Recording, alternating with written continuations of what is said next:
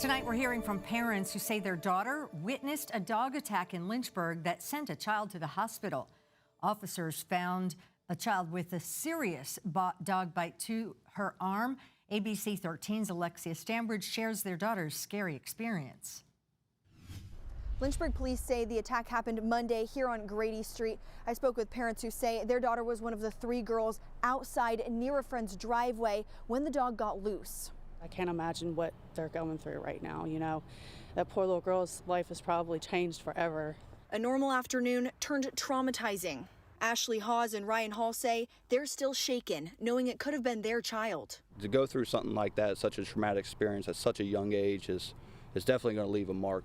They say the dog got loose, ran towards 3 girls, and then attacked one of their daughter's friends. Their daughter saw it all. That dog broke off his chain and came from a block up the street down here to attack that child. The parents say the incident is hard to forget. Just the thought that at any particular time that could have been our daughter that happened to is very upsetting. The injured child was taken to Carilion Children's Hospital and was last reported to be stable. Police say the dog belonged to a neighbor. I feel like you should be a little more attentive, I guess, to make sure incidences like this don't happen. The dog has since been euthanized and is being tested for rabies. We're still working to learn if charges are coming and to find out if there's any update on the condition of the child.